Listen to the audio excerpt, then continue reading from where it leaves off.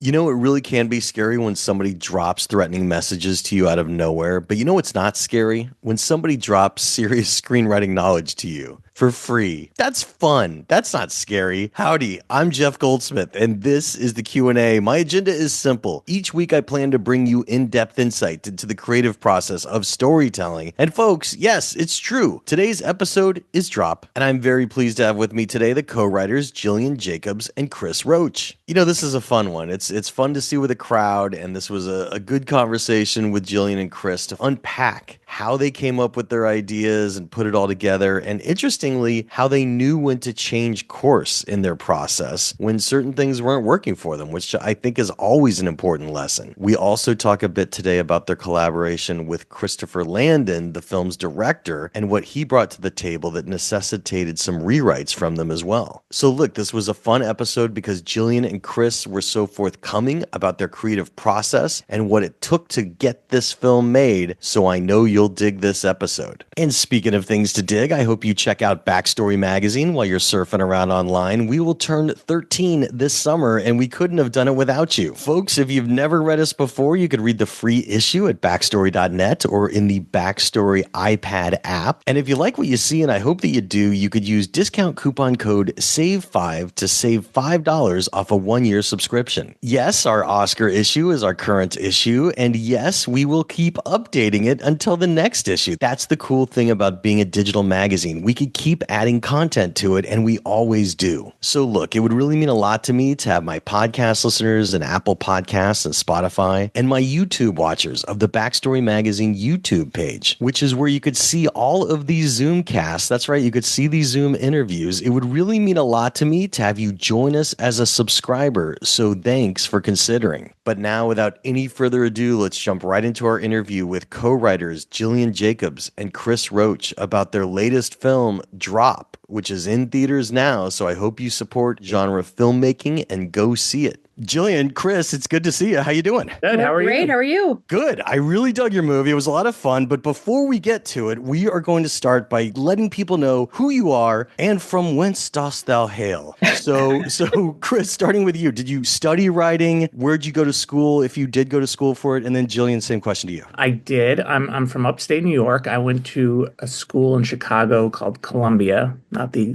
New York Columbia. Right. I went there for film. I probably originally wanted to be a director, but very quickly got into screenwriting. I remember someone told me early on, I heard writers get no respect. And also the fastest way to the sort of top is to write a good script. I took both of that advice to heart, and I guess it sort of proved to be true. So I focused on writing when I moved to LA, and then eventually got some movies made.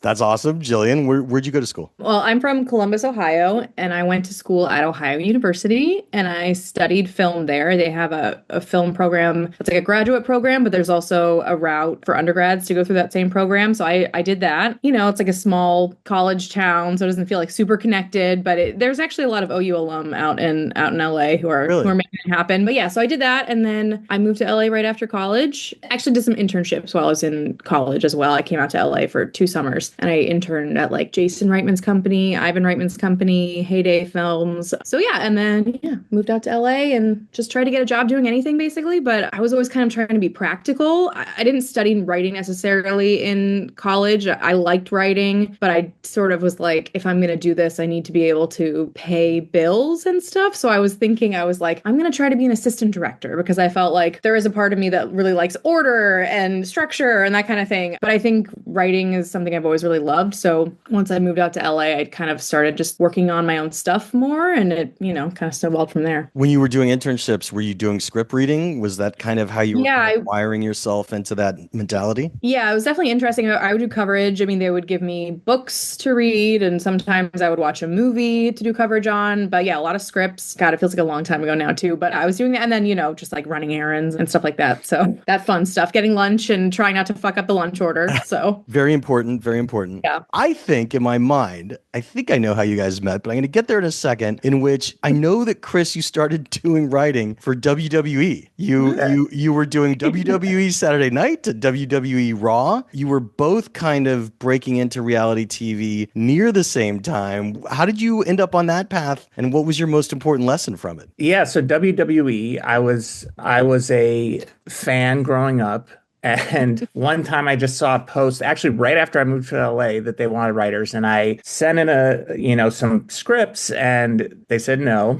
And then like a few years later, I saw the post again. I was like, oh, I'm going to try again. And I went through the process and they hired me and they like flew me out to Connecticut and where I met Stephanie McMahon, Vince's daughter, and interviewed with her and got the job. And writing for WWE is obviously very different than like writing a movie. It was a high pressure situation that I just sort of got thrown into. I feel like I'm naturally kind of shy and you're kind of, now you're there with these wrestlers and have to think fast and move fast. So it was a really exciting experience, but I had some work in reality and I sort of made the decision, if I stay at WWE, I'm going to become a lifelong WWE person. And there was a thing in the back of my mind, it was like, what I really want to do is write movies. And so I made a decision to leave. They were very cool about it. And you're traveling like weekly. Yeah. Like, I mean, you had to, I was on the Monday Night Raw team, but you have to go to Raw and SmackDown and they have pay-per-views. I mean, really, you have zero life. So it was like fun and exciting, something to do in my 20s. Like I couldn't imagine doing it now because that's something you're just married to. And so much, especially back then,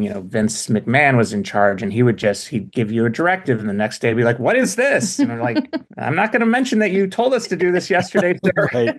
So I came back to LA and the work I found was in reality TV, but I kept writing. I met Jill on the show Big Brother. That's where I was going because as I was lining up your credits, it seems like you guys met on Big Brother and Celebrity Big Brother as producers. So were you post producers or were you producing on set or both? Yeah, Big Brother is kind of an interesting show because it is both, because unlike something like Survivor that's shot ahead of time in the field, Big Brother, is this house that's built on the Radford lot in Studio City. And it's almost like there's 3 episodes a week that are, one of those episodes is live and then the other 2 are like 2 days behind. So when you're a producer on that show, you're in the control room watching the people in the house, figuring out what is driving the story. And then you go downstairs to where the whole post just like immediately goes into edit. Yeah. You get like a couple days of edit, maybe, on some of the episodes. Big Brother, it's funny because on the surface, like before I worked on Big Brother, I had never seen the show. I didn't know much about it. I think people have a perception about it, but it really was great story boot camp, right? Yeah. Because you really get to the essence of what you need to tell a story, because it's like, these people are in this house. It's about the power and getting someone evicted, and they'll talk in these conversations that last 8 hours and you have to distill it to a 4-minute, conversation that gets to the heart. And then they have so many scenes and deciding which scene is driving the story forward in the most concise way. I think actually it was very helpful. Yeah, I was going to say the same thing. Yeah, when I first moved to LA, I was just trying to, again, like get any jobs I could. I like PA'd on like some commercials. I worked in casting on a game show, and then I got a job at Big Brother. I hadn't seen it either. I mean, reality TV, I never wanted to work in reality TV. That was not my like goal by any means. And I was even kind of like, obviously there's some pretty like not great reality shows, but Big Brother is a special one because like Chris was saying, like it's so many other shows are just manufacturing drama, which is its own other thing. But Big Brother, it has live feeds. So, the live feeds are going out. People are watching what's really happening. So you can't just like pretend like something happened that didn't happen. Right. So it is more about cutting to the heart of scenes and looking at an episode and having the cards up and being like, where should this play? Or, it's sort of like working in like a newsroom, I guess, a little bit with like the pace of it and everything. But yeah, I think that actually working at Big Brother did really help me sort of with my writing on my own, because it really did kind of show just how things don't need to be complicated, because something is simple and straightforward doesn't mean it's not deep. And it's better to be simple and concise than like confusing. So yeah, I think that was actually a really good way to learn about writing without actually being in that, Yeah, I mean, it's very complicated because you're reverse engineering things. Like, a final event has happened and now you have to go back through all the footage to make it make sense. And your ending like a good writer, so you're writing towards it. That's the fascinating thing about that. This is a self-contained thriller. It evokes Agatha Christie, of course, going into your own past, Chris.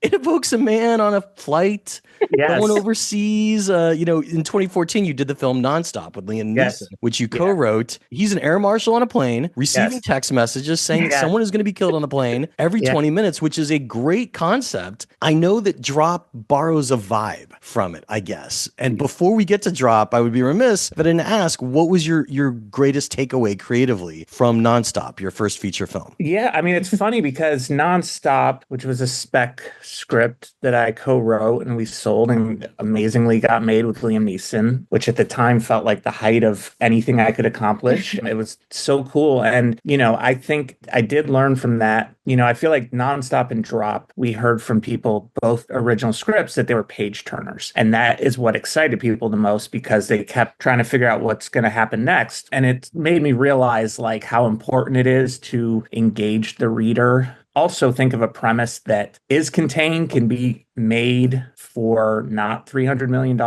Both of those helped. And I also think, the biggest thing, it's funny because after we wrote Drop, and I wasn't even thinking about Nonstop, obviously, while doing it. And then after, I'm like, oh, there's actually a lot of similarities here. I was not trying to, rip myself off. I mean, I think they both feel like such different films. They are. I do think the one place that I started with Nonstop that we also started with what became Drop was this idea of like, what's universal? Like, even though being an air marshal is not universal, getting on an airplane is something everyone does. And the thought of like, oh my God, I'm in an airplane, I can't get off and I could be a victim. And then we started thinking about what's universal, where people could be airdropped. And First Date felt very universal to us. It's something that everyone has done.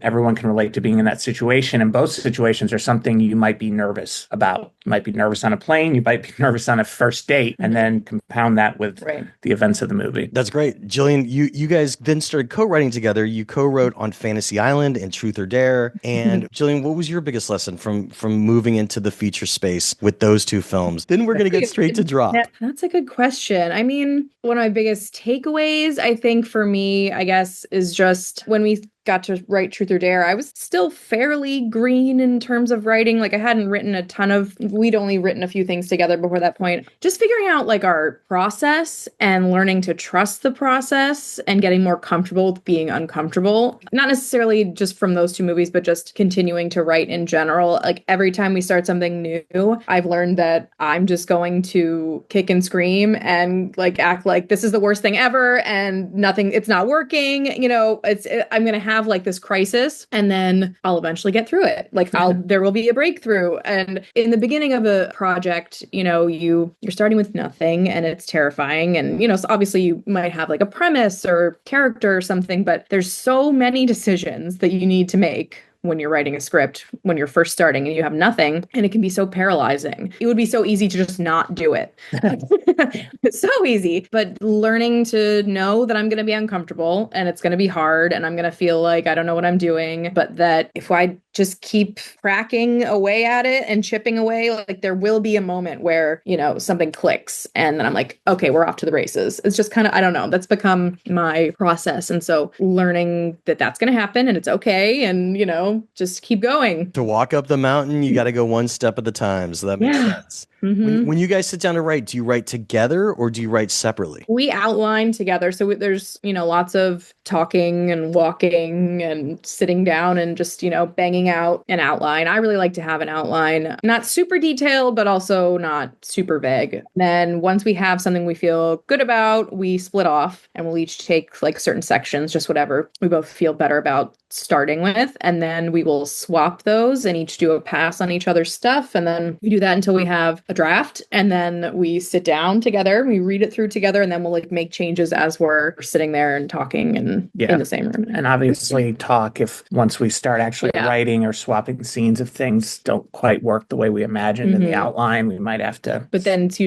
we're usually able to like, one of us is like, okay, but then have we tried like this? And it's like, oh, okay, great. And then, back to it. Well, so do you use the same draft? Or do you split up scenes and send it back and forth? It's just always interesting to hear how writing teams split up their work. I mean, we'll each start with our own documents, I guess. Yeah. Like if say I'll take the first 20 pages or something and then he'll pick up from there. And then we'll swap those and combine them. And then, for instance, the script we're working on, we have a full draft and then we got notes. And then, we would each take half of the script and say, okay, I'll do all the notes from page 50 on. She would take the other, and then we just sort of I'd cut out the top 50, she'd cut out the bottom 50, and then we'd combine them back together to make, so we're never like working on the same draft at the same time unless we're reading it through and making small changes. When you sit down to write, how many hours a day do you try and write for, or do you give yourself a page count? It sort of depends. I mean, if we have a deadline, we go off vibes and emotions a lot. Like some days we really have it and some days we don't. On the days where we do have it, I think we both really just try to crank as long as we possibly can, especially if it's one of those things where maybe we are doing notes and we sort of have our work cut out for us. I think that's usually like when it's easier. But I think when it's earlier on, when we're probably writing that first draft, when it's like a little more loosey-goosey, probably. Yeah, we could write 20 pages, or I could just stare there at the screen and question what I'm doing. And suddenly 6 hours have gone by. Yeah. We could probably try to be a little more disciplined. But again, it's like I'm sort of just trying, I feel like I'm just trying to, trust the process a little bit and not be, because it's when you're putting so much pressure on yourself too, I think that's when it can be really, really, it just makes it that much harder. We have 2 young kids. So the older one, when his bus comes, we're like, okay, we have until his bus comes to work for the day. Well, that was going to be my next natural question. Like writing together as partners more than writing partners, I guess would be the way to say it. Like, how does that work? I mean, because I'm guessing that, you're working so well creatively that you're not going to have like a serious throwdown argument about a plot point or a character that translates into the other part of your life, but it can happen. So how do you avoid that? Like, what's the important rule there to separate work from personal? I don't really think we have any rules. Yeah. I mean, we were lucky in the sense that, obviously we can get frustrated, in life and writing, but I don't think, there's not a lot of, I think once like our kids come home or we're, we can just say, okay, we know we have to tomorrow figure this thing out. Yeah. Because it's not working right now. And having that time away to step away is also really important, I think, for like just the subconscious of you're still thinking about it. But I think, our marriage and our screenwriting has been great because I think we both bring different skills to the table. And I think we complement each other well. I trust her when she said, if she's like, this doesn't work, listen. I mean, we connected so early on about movies and writing, like just in our relationship. So that was like definitely something that really brought us together already. So that was like going to be a huge part of our lives no matter what. And then I think just, being married, we just sort of have like a natural respect for each other. And I can't imagine having a writing partner and a husband that like I didn't feel, super safe with and that I could just say anything, and I'm not going to feel judged or anything. So I think for me, I really like needed that in a partner and a writing partner. Yeah. Honestly, I think the hardest thing is because we have kids, because we're married, if there's a meeting, but our kids are home, it's like one of us can't just be like, all right, I'll go hang with the kids. Right. And, there's not a third person who can take care of their own stuff while we go off to meetings. Yeah. I mean, that is tough. But I mean, I guess the other advantage is, in some work relationships that have high stress, high deadlines, the other partner sometimes might not fully understand the gravitas of, these deadlines. You both get it because you're on the same deadlines together. Yeah. Have you as parents and partners split up saying, okay, you know what? We got to get these pages by tomorrow. I'm going to put the kids to bed and get some sleep so I could wake up fresh. But you stay up because you like staying up a little later and finish those pages and then I'll come into it in the morning. Or are you guys on the exact same schedule? Because some writing partners I meet, they mirror each other of day writers versus night writers. And so sometimes they're passing it off so that the cycle continues nonstop. But other partners, they just like to turn the clock off at a certain time and they're done. So how's that work for you guys? I think we're probably closer to the same schedule, but we are like, if we really need to get something done, like on the weekend, it's like, I'll take the kids somewhere for 3 hours. We try to find times where we can give each other time to keep going. It's not all the time. It usually is probably more when we're trying to get something done and we have our work cut out for us. It's going to be a productive few hours or whatever. Sure. That makes sense. Well, so talk about Drop and getting it set up. I mean, it does evoke Agatha Christie, like you're seeing this hard-boiled, anybody could be doing it,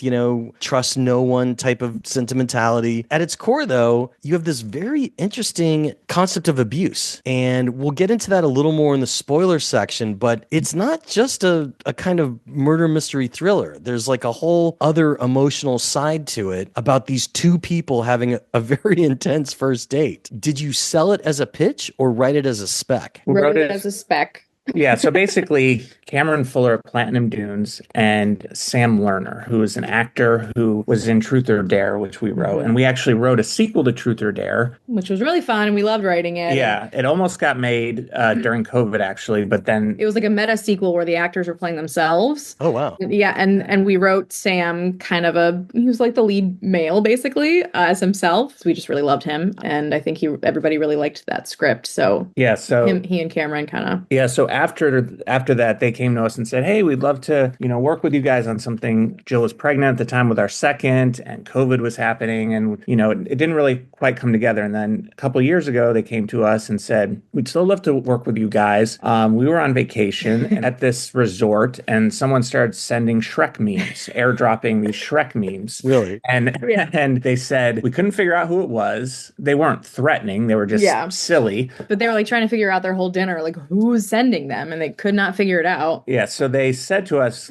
"Can you think of a movie?" And maybe there's something at a hotel, and and we thought for sure there was something fun in there about airdrops and the mystery of that. And the thing about airdrops specifying and like making it different from text messaging, which obviously someone could be in the room texting, but what we liked about the airdrops was that someone is nearby doing it. So that was kind of a fun, way to go in with that. But then we wrote most of a draft that was totally different, that all took place at like a hotel. It was a husband and wife going away for the weekend or something. There were some interesting ideas in there, but we just really realized after a while, it was just like, this is just too big of a space. And to contrive a way so that they couldn't leave the resort, it was just kind of tricky, but we really were trying to make it work. But we were like, we hit a point where we're just like, this is just too convoluted. There's too much space for people to go. It needs to be, kind of one spot. We had a dinner scene in that where they, I think, probably started getting them maybe. So that's kind of when we were like, maybe we need to go back to the drawing board here. And we had lunch basically where we stopped writing and came together and just talked about the things we liked and what we didn't like. We both admitted to each other it wasn't working. And then we said, okay, let's just start over. Yeah. And we didn't even tell Cameron and Sam too much about the first draft. They were just like, they hadn't read anything. Yeah, very smart, very smart. Yeah. So we're like, let's just start over. Right. And we sat together, and I was like, what if it's all at dinner? And Jill at first was like, Chris was the one who was like, it should all be at a dinner. And I was just like, how are we going to do that? Like, I don't understand. But eventually, I was just kind of like, let's, because he pitched some ideas. I was like, all right, I can see where this is going. But where it clicked for me was I think started writing the first few pages or something or whatever, and she like goes to the restaurant, and we hadn't discussed what kind of restaurant or anything. Maybe I was going to be writing it. I couldn't, and I was like, she can't just go from a parking lot like to walk into it's not like it's an Olive Garden. Like I was just like, I texted him, I think maybe, or we talked, and I was just like kind of embarrassed to say this because I was like, maybe it's a really bad idea, but I was like, should it be in a high-rise restaurant? Because I'm like, you don't want to be like, oh, you're ripping off Die Hard or something, but it's so cinematic, having this skyline there, and then she really is trapped because it's not like you can just walk out the door, and it just has the height in general really gives it this. You would have to take an exclusive elevator, right? So like you feel a little more trapped. Yeah, exactly. And you just being up high and everything, and then I was like, and it's called Drop. So like once we like married those two things, it was like, okay, now we're cooking. It like really clicked. Yeah, once we decided it's a first date, and then Jill said it's in a high rise. Literally, it all just started coming together to where we wrote a draft in like 2 weeks. Yeah, it was wow. And how long did it take to get your first draft that you didn't use? Months. Okay. Yeah, I mean, a couple months. Yeah, it was slow going, and we couldn't there was quite. A lot more characters, probably. Yeah, there was more characters. The plot was even more convoluted. Yeah, so it just wasn't working. But it was like, we're like, let's finish it, let's push through, and then we realized, no, let's go a different direction. This is an important lesson because sometimes writers, because they have something on paper, they just feel that they have to double down. Yeah. And even when it's not working, like, there could have been a version of this where you just kept forcing the resort, but really knowing when to give up and keep the elements you like from that draft, but start new gives you a new energy. And, clearly worked because your film is really engaging. For me, at least, like it just bugs me so much when I feel like it's not clicking. And so I'll always just sort of be like, okay, we can write this, but it's just not working. And I don't know like what it is exactly. But yeah, to then be able to pivot and it is freeing too, Yeah. because it's like, you're so right. There is that like, well, but we've already written 100 pages. What do you like? Why would Right. we throw this all away? Mhm. I don't think we would be talking to you if we stuck no, to I a cell definitely don't think version. so. Well, and it's so funny that you say you redid your next draft in 2 weeks, because when you really start seeing it more clearly, it's not as much of a task. It just Yeah. kind of Yeah. it just kind of flows, which is so interesting. So since we're in the non-spoiler section, in case anybody watching this or listening to it has not seen the trailer, on this first date, she starts getting these drops of, known commonly as an airdrop, when a stranger in your vicinity, if your phone settings are off, and I'll talk about that in a second, can send you a photo. This has resulted in embarrassing photos being sent by accident and on purpose to strangers in airports, hotels, sporting events. I would say that I have my function turned off decidedly. So in this movie, a lot of people would have been hurt because I wouldn't have been responding to these Right. messages. Somebody would have to come to the table and tell me, hey, you got to turn your airdrop back on. Like, no, it's off all the time.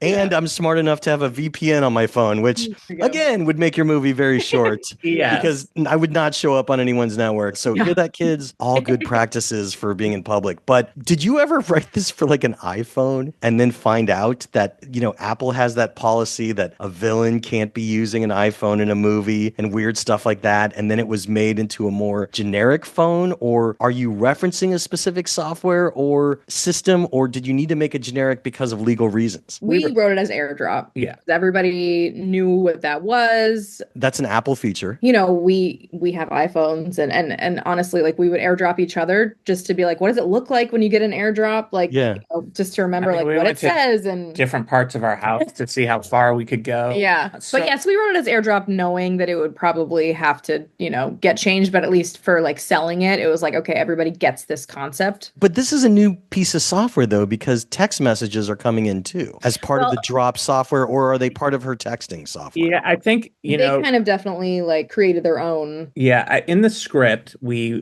basically said she would airdrop, or the bad guy would airdrop a note, because you can write a note. Oh, like an image, like that was being like sent as the drop. Okay. Exactly. Yeah. But I think they definitely played a little, fast and loose with the like digi-drop version of it, making it a little bit more, you can do more with it, I guess. Right. It's called digi-drop in the movie, which is your own app. Yeah. And allows you to text, and strangers can text you. So just something we all definitely don't want. So a more horrifying element. Yes. Right. Strangers texting you out of nowhere. But yes, VPNs are important. So I have a question. So you got this beautiful skyline. Was this shot with the volume? Like, were they doing this as a volume shoot on a soundstage, or were they doing this with a blue screen? It was on a soundstage, and it was a practical backdrop. It was not like... It was not blue screen. Yeah. And it was not an LED volume, so it was like a translite? I don't know. I don't think so. They shot in Ireland, so we actually... Yeah, we didn't make it there. Go. When they were in the restaurant, it looked like the Chicago skyline. Yeah, it looked beautiful. Okay. Yeah, so it wasn't like curious. that was done like in post or anything. But yeah, because like Chris was sending us pictures of it as they were building, and that skyline was there. Yeah. Now, I'm just guessing because the end credits said shot in Ireland and Louisiana. And I'm just like, wait a minute, what? Really? And so like, was Louisiana the house that she lived in with her son? No, that was in Ireland. Sure, what would have been? Yeah. I couldn't figure that part out. Maybe post was done there. Yeah, I don't know. Okay. Well, that's cool. Ooh, hey, I'm jumping in really quick to remind you to check out Backstory Magazine. We turned 13 this summer, and we couldn't have done it without you. If you've never read us before, you could test drive us by reading the free issue at backstory.net on a desktop or laptop, or of course via our iPad app, Backstory. And folks, our latest issue is our Oscar issue, but don't worry, we keep updating it. So if all that Oscar content wasn't enough, along with all the great screenplays that you could read by the nominees, the contenders, and of course the winners, yes, don't worry, we keep updating Backstory Magazine all the way until we launch the next issue. So look, it would really mean a lot to me to have my podcast listeners and Apple Podcasts and Spotify and my YouTube watchers of the Backstory Magazine YouTube page, which is where you could find all of these Zoom Zoomcast episodes. That's right. You could see the Zooms where we talk about these things. It would really mean a lot to me to have you join us and experience my passion project as subscribers. So thanks for considering. But now let's jump right back into our interview with co-writers Jillian Jacobs and Chris Roach about their latest film, Drop, which is in theaters now. So I hope you support genre filmmaking and go see it. What was the budget and schedule? 15 million? 15. I think Okay, when we were great. writing it, we were trying to imagine like in the 18 to 20-ish And by range. shooting in Ireland, you obviously got tax credits, so it went even further. I'm living in the state of California, and we don't know what tax credits are. So Yeah. it's too complicated, and movies have never been shot here. Oh, it's So that's why yeah. they're typically shot in other places than Like Ireland. California. Yeah. Historically, yeah. Yeah, and the schedule, I mean, it all came together pretty quickly. Like we had written it before the WGA strike, and you know, almost our first draft the producer sent to Chris Landon, and he read it, and like we were zooming with him the next day, and we worked with him. He helped change the ending, but then the strike happened, and you know, we couldn't talk to producers, couldn't do anything on it. But then the strike ended, and they went right back to it, and Universal bought it, and we did rewrites. And you know, I think Chris in like late January, early February, like, okay, it's greenlit and we're going to shoot, you know, in April and May. And that's a perfect place to go into the spoiler section. So podcast listeners in Apple Podcasts and Spotify, YouTube watchers of the Backstory Magazine YouTube page, which is where all these Zoomcasts are. That's right. You could see us talking on Zoom, the most exciting thing anyone could do. If you have not yet seen Drop, go see it. It's in theaters exclusively. Press pause and then come back because we are now getting into the spoilers and you have been warned. So with Landon, that's a great place to start. I think the biggest change from our first draft to what ended up on screen, surprisingly, the first half of the movie is very close to our first draft. Yeah, obviously, it got better, but all the beats are pretty much the same. The biggest change is the motivation. When we had this premise, the thing that we sort of got stuck on is, you know, this is a pretty silly way to get someone to be killed, right? to come up with this whole thing in a restaurant and you're airdropping someone. So we got really hung up on like, what's the most realistic reason someone would do this? And that's actually where Violet's abuse backstory came from, because our original motivation was that it was about Violet, not about Henry, her date, and that Henry was basically collateral damage. And this was orchestrated basically by her abusive husband, basically from someone from his camp that was doing this to not only psychologically put her through the ringer, they believed that she killed her husband. Yeah, and actually I think even earlier on in our version, she actually had killed him. Right. Out of self-defense. Out of self-defense. But and so this was his like estranged, disgruntled brother. She thinks she's gonna, you know, get back out there and have her happy life. Well, you know, that's not happening. Let that happen. She's a killer, and the world's gonna see she's a killer. You know, so that motivation for us made sense because it's like, who would go through all of this unless it was extremely personal? Yeah. But then when Chris came in, he said, this movie is fun and moves well, and I don't think you need that. I think the motivation is not really why people are coming. Right. This movie's not exactly about the motivation. It's about Violet's trial by fire, going through this experience and intense character development that she gets through it and comes out the other side. Yeah. So when we first met him, he was like, I was reading fast, turning the page. I loved everything. But then you got to the brother and I was like, I don't know if I buy that. And he was like, I think it should be someone who actually just wants this guy dead, and she's at the wrong place at the wrong time. And they're using her past against her to force her into doing it. And so the next draft we did, and it really simplified things. Yeah. And that was another thing that I think the more we do this, the more it's like that other motivation, while it might have been more personal and maybe a little bit more makes sense, it's like a political assassination is very simple. You get it. There's a lot of shorthand that you can use even. And again, like what Chris, I think, was saying was like, that's not really what people are here for, or that's not what this movie's about. It's not about the why. It's about what's happening to her. Yeah. If you take them on the ride, basically, that they're not going to, you know, get in. Well, would they really do this? I mean, no, they probably wouldn't. But it makes for a fun. It's funny. I could see traces of your other draft almost because Richard, the guy that's on the bad blind date who seems like he's just kind of a loser, like turns out to be the secret killer, which was, a great casting for that guy and funny the way that like he was kind of a sad sack, like his date left on his first date there.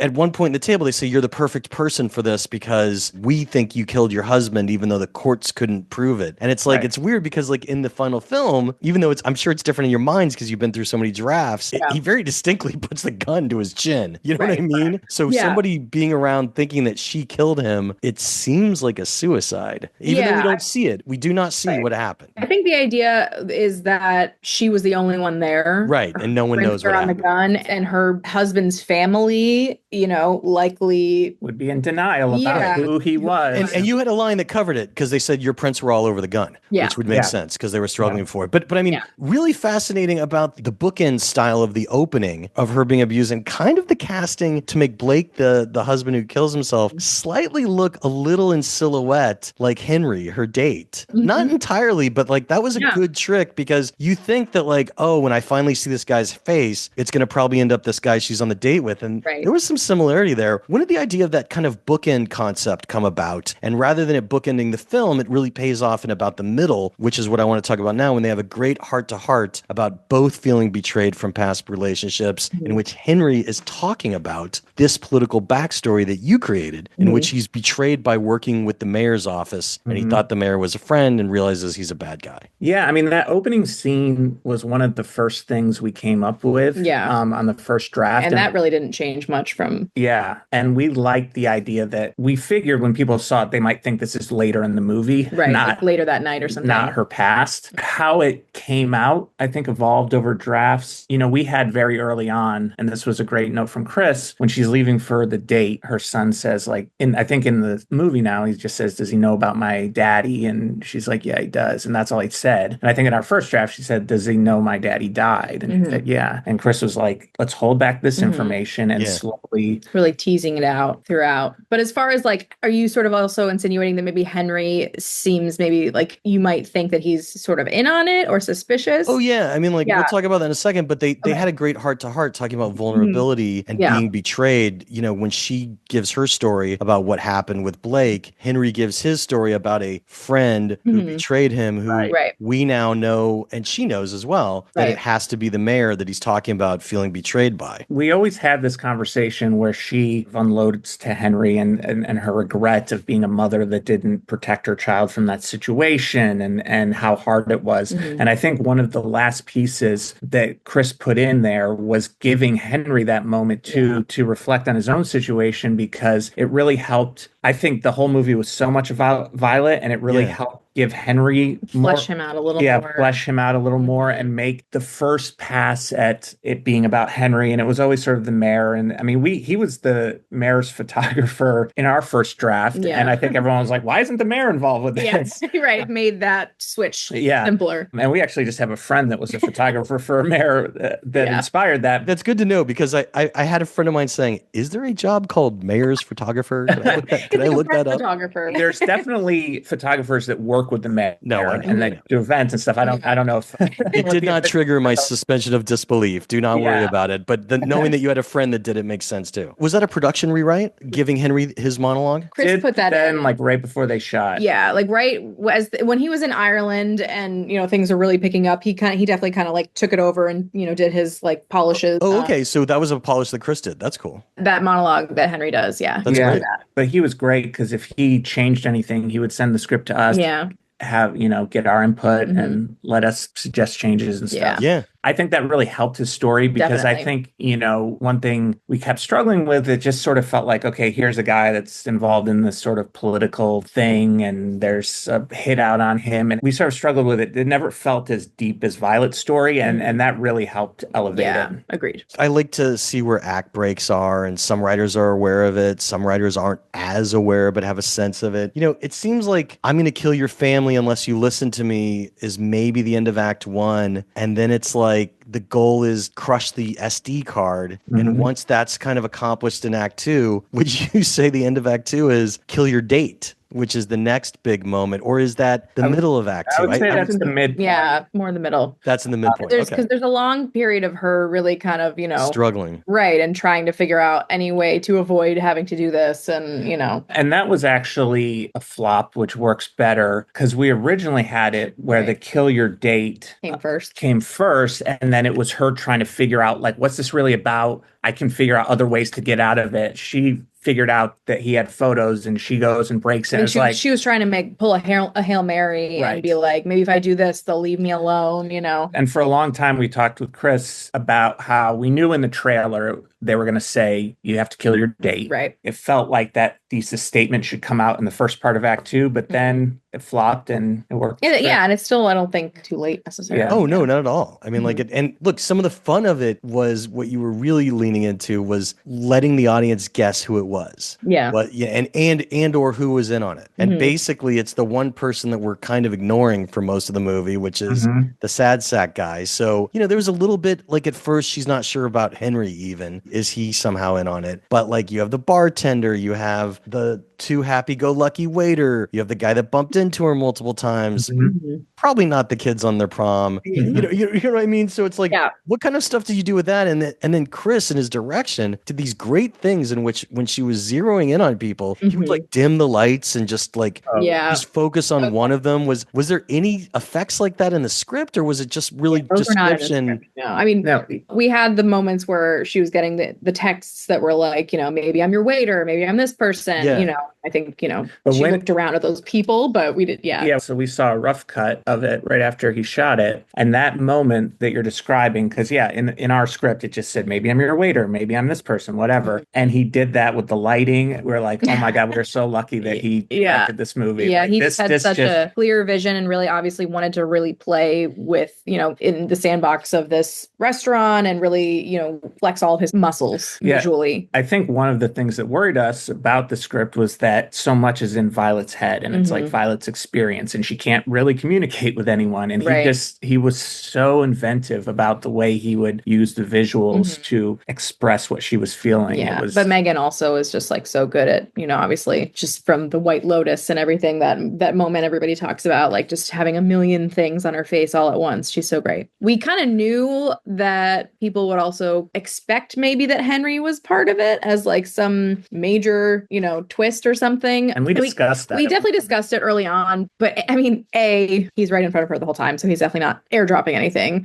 B, why is he, like, the first part of the premise that we cracked was the airdropping. The second part was, I have your kid and I need you to kill your date. It's like the airdropping is kind of the device, but then the real hook is like, kill your date or I kill your kid. Like, it just didn't make any sense for him to somehow like be in on that, but I just love kind of toying with that a little bit. But ultimately, I think we also just really wanted them to like end up together and to like, for her to like finally get this love she deserves. So I think that was something that we really enjoyed doing, was also just their relationship throughout. And Henry, I think a lot of people are like, oh, he's the most patient man alive. And maybe he is, but he's also like, he's the perfect man for her, like, because he just really cares about her, really can see a future with her. And he's just like, he knows it's her first date out since, her husband died. He knows she has a small child. Like, he knows these things. So he's like kind of prepared for her to be a little nervous. But I just love that we kept their story kind of a romance. I mean, that's the other thing that's interesting about your setup of not making it a husband-wife, in which Richard gives extra pressure, the bad guy gives extra pressure on her that she has to keep him interested at the table. If he leaves, that's a problem. I think it's interesting to get to the fact that also not being husband-wife was really just random luck and kismet that they were monitoring Henry's phone and knew that they were going to go on a date. And then they put this harebrained idea together last minute, knowing that they could use her past against her, which is interesting. Yeah. Let's talk about your big reveal. I mean, like, revealing that it's Richard.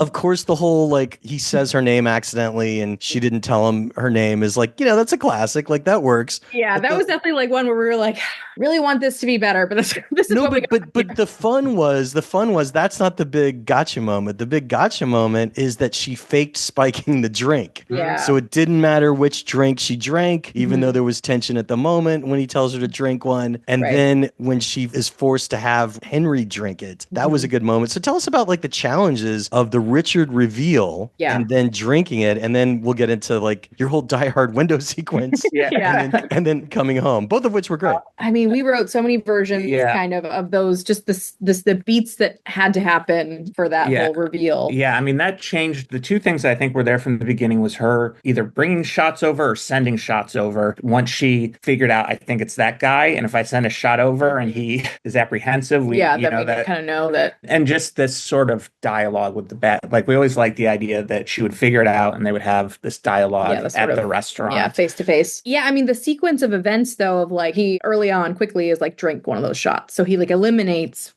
theoretically the good non-poison shot. Yeah, but like, I think we definitely had a version. There were just so many different iterations of it. But I think we had, pretty close getting to production. I think we had one of the shots was poisoned and she sort of outsmarted him about flipping them around, and maybe they both, I think like him and Henry drank, but he really had the poison one. And, Chris was like, this, it's a little cliche or something we've seen before. Or just how can we like really push it to be even more unexpected? That was something that was just really, that he was just doing throughout every time we would do notes with him, but was so helpful. It was like, he always had great ideas too. And his notes were always just about how can we make this even more exciting or even more surprising? Unexpected. Yeah. When we all decided on poisoning his dessert and that she didn't actually do the shot. And again, like it's so like, how does that make sense? What was she doing? And we have to like figure out how it all made sense in our minds. Jill came up with this idea of how, it reminded her of going to dinner with her husband and how she was faking it and how she always had to fake it. And that's it really that's when I was like, oh, this is definitely the right direction because it just felt connected, obviously, to her story and everything. And it's the setup for her big moment of like, gotcha, bitch, So, I mean, it was a great moment, especially knowing that she didn't even spike a drink and now he's dying. And, of course, you use the very famous tried and true writing technique of Chekhov's hockey puck, meaning that if a hockey puck is introduced in the first act, you know that the hockey puck will be used importantly in the third act. Now Richard is poisoned, and even partially so. He didn't finish his dessert. Like, he's whipping out his gun. He's shooting. People are fighting him. And basically, she sees a way to crack the window. And, like, that was a very interesting dynamic thing in which there was a bullet hole in the window, and the hockey puck thrown at the window sucked Richard out. Like, was that always the way that his demise was going to go, or did you go through other iterations? The hockey puck was always there. That was which is funny though, because I think when we first put in the hockey puck, we hadn't come to the conclusion yet that we were going to use it. It was more like, I think it'd be nice if Henry brought her son something. But then, of course, when we got to the end, and I think, in our first draft, our ending actually ended on the roof. Chris came in and was like, just leave them in the restaurant. Yeah, leave them in the restaurant. We were like, you can do that? Yeah, and then we're like, oh, well, because... Well, duh. In the original, they did use the hockey puck. They used the hockey puck, but it just hits him, the bad guy, and he just falls off. Where in this, once Chris suggested that, we're like, can we still use the hockey puck to break the window? He's like, yeah, it works perfect. Yeah. So that was fun. It's funny how many things you can kind of put it in there just sort of subconsciously that later when you get to a certain point, you're like, oh, hey, this thing's already here and I can use it here and it works great. And it's like, did I know that somewhere, or was that, is it just a happy accident? But, it's like you're thinking about so many details as you're doing it that you're not always thinking about the big picture. Like when you're doing the whole, you're just on the page and, just what the words are on the page. But then there's sometimes it's like you've done the work for yourself and then you just, it's kind of like, oh, I already did that, but I hadn't consciously, decided that yet. And then, it's kind of. Yeah. I think the original idea, which is funny because a hockey puck, I mean, Jill's dad's a big hockey fan, probably where it came from, but the hockey puck, like you were talking about Henry earlier, where we really tried to make him seem like a nice guy who knew enough about her, even though it was their first date, that he wouldn't leave the table. Right. And so by doing things like, I brought a gift for your kid, like it shows that he was already invested in her. And it's not just like a blind first date where you'd be like, okay, this is very weird. Right. That was something that, that we kind of had to try to really clarify, was that they had been talking for like 3 months, but they just hadn't met in person yet. So they obviously know things about each other, but they've just not, been face to face yet. Yeah. I mean, and then she races away and makes it just in time home and to battle the goon at home. And, that was a good sequence too, using the setup and payoff of her son's model truck delivering the gun to her, which I thought was fun. Editing's the last stage of storytelling. Is there anything you want to tell us about that was cut out during editing that you miss or was a lesson? And the editor told us, like, because the script was... There's not much fat. Yeah, there. Right. I mean, we saw an early rough cut over the summer, and then we saw the final cut at South by Southwest, and I can't really remember much of, like, there was nothing that I was like, oh man, that's not there. Like, they really just kind of like zeroed in on things and just really, made it just even tighter. There was actually one thing that we talked about, which was in the script, and even the script they were shooting that I don't even know if Chris shot or not, which was just sort of before it all comes to a head, the bartender and their waiter, Matt, share a look. And in the script, it feels like they're sharing a look as if they're working together. Right. Like, are they maybe like, they know it's about to be uncovered. But what is still in the movie is when the bartender goes over and she's like, I've seen this before. She's like, even your waiter noticed, like that justified their look. They were actually looking at each other like they were concerned for her. But it was really just another opportunity to set up suspects as we're getting closer to the third act of like, oh, wait a second. Are these two working together? What does that look mean? Yeah. But I think that's the only thing in the script that didn't make it that we miss. And her leaving the restaurant to go home and battle the attacker was always in the original draft of the script as well. Actually, no. That was not. That was the other first thing, Chris. So originally we had it all stay in the restaurant on the date. So the third act, they went up to it. And basically Henry figured out through the thing in her salad, the note, like what was going on. I'm trying to remember, this was a while ago, but he basically gets the police to her house and then helps her on the roof. But then, when Chris wanted to change the motivation, he was also like, just go back to the house. We're like, it just feels like, that feels kind of like a trope. Like, oh, she's now going to go back and fight the bad guy at the house. And he's like, but who cares? Who cares? Like, so we're like, okay. Like if it's fun, and you want the emotion too. He wanted the emotion, I think, of her saving her son, which makes sense because that's what we've set up about her, or what her biggest regret really is, not being strong enough for her son. And so she really does need to be the one to get there and save him. So that totally made sense. We had it in our head, like the whole thing happens on the date. So we didn't have her leave, but I think it works better. So that was in our second draft, basically. Once Chris came on, at the ending pretty much was the same once he gave us those notes from the hockey puck to her going out the window to then racing home. What was your toughest scene?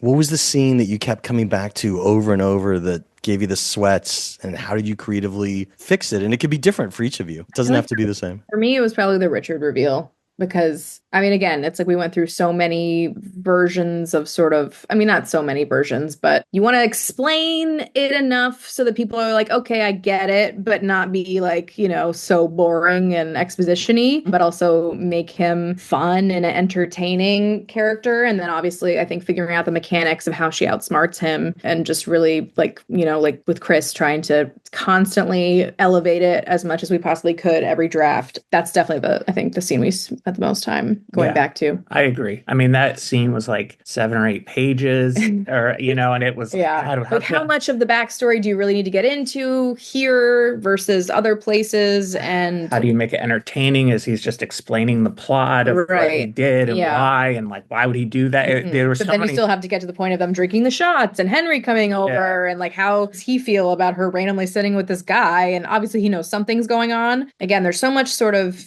about it that is unsaid. Like her character just really has to like just make everybody go along with stuff. There's another little secret about exposition there in which audiences often won't sit still for it. But if you've asked enough good questions of the audience and keep them guessing, they want to sit still for it when somebody's ready to give it. You just have to be careful that they're not twirling their mustache too much. Exactly. Like as long as that's happening. Yeah. You're safe. We had a huge problem with that on Fantasy Island. Like that was something, because that was another movie where it was kind of like a villain reveal. And it's like, okay, why were they doing this? And, what we always come back to is like the original Scream. It's these two guys explaining everything, but it's just the way they do it is just so entertaining. And they, it's long, but it's not that long, but you're invested. So you're, and this scene with Richard was great. I mean, because like we've written him off the whole movie. Right. So we're already amused enough that he's the guy. Yeah, exactly. And when he's telling us this, he's, acting like a jerk.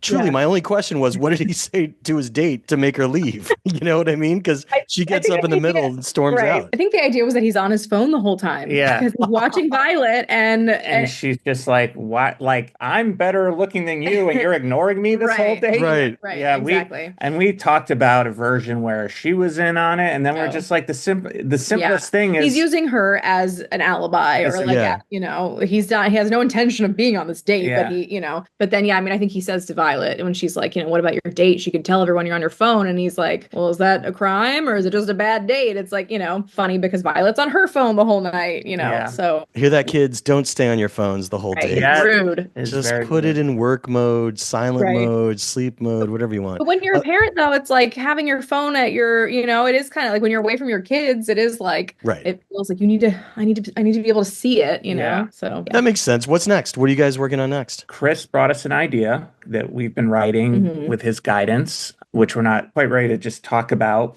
but we're excited about it. It's a story he came up with that I think he's been thinking about for a while. So we've been working on that with him, and that's been great. We really love it. He's a great director to collaborate with because he really just wants to make the best version of everything. And, you know, he doesn't really care who the idea comes from. It's just like, you know, he's just very open to hearing things, but also just really smart and has great ideas. He's been great to work with. Yeah. Got a couple things of our own that we're just, you know, we're kicking around, nothing too finished at the moment, but we're in those periods where I'm like, everything sucks. And, you know, not the one with Chris. Yeah. Just our own. Yeah. We have this other spec idea that we've been playing with. We think it's really fun, but we just keep going. Wait a second. Let's try a new direction on it. So you could do that forever. Well, I think new direction worked out pretty well for Drop. So congrats on that. Look, Chris, Jillian, I really enjoyed your flick, and I look forward to seeing what you do next. Thanks for hanging out today. Yeah, thanks for so much for having us. How long have you been doing this podcast? This is my 20th year of podcasting. Okay, so I started listening to this podcast when I was in college. Really? That is incredible. That means since you were listening in college before you made your first film, you would be the 38th listener who went from being a podcast listener to having a produced feature film. So I give you the crown that says 38 on it. So that's awesome. Great. I love it. It's a great number. Congrats again on Drop. And I can't wait to see what you do next. Thanks for your time. Thank you so much. It was great talking to you. Thank you so much for having us on. And that's how the Q&A went down. Special thanks again to co-writers Jillian Jacobs and Chris Roach for being so generous with their time and coming down to chat about their latest film, Drop, which is in theaters now, so I hope you go see it. And of course, it was also awesome to find out that Jillian was a podcast listener from way back and took the title of the 38th person to go from being a podcast listener when they were unproduced to somebody that now is produced and is in the podcast. Of course, while you're surfing around online, I hope you check out Backstory Magazine. We turned 13 this summer, and we couldn't have done it without you. If you've never read us before, you could test drive us by reading our free issue over at backstory.net on a desktop or laptop or via our iPad app, Backstory. And if you like what you see, and I hope that you do, you could use coupon code SAVE5 over at backstory.net, and that will save you $5 off a 1-year subscription. So look, it would really mean a lot to me to have my podcast listeners and Apple Podcasts and Spotify and my YouTube watchers of the Backstory Magazine YouTube page, which is where you could see all of these Zoomcasts. That's right, many of these podcasts are Zooms where we discuss all these things, and they become podcasts, so they're Zoomcasts. Nonetheless, it would really mean a lot to me to have you join in on my passion project, so thanks for considering becoming a subscriber. The Q&A with Jeff Goldsmith podcast is a copyright of Unlikely Films Incorporated in 2025. All rights reserved. And folks, if you want to drop me a line, you could find me over on Twitter, also known as X, as Yo Goldsmith or Backstory_mag. You could find me on Instagram as Yo Goldsmith or Backstory_mag. Or hey, you could even find me on Blue Sky as Yo Goldsmith or Backstory_mag. Do you see a trend here? Of course, I also have a Facebook fan page, and that's another way to interact with me. Or you could go old school and send me an email at backstoryletters@gmail.com. And as always, I'll do my best to respond. I'm actually pretty good about that. I'm Jeff Goldsmith, the publisher of Backstory Magazine and the host of the Q&A, thanking you for tuning in and telling you to stay out of trouble. Till next week.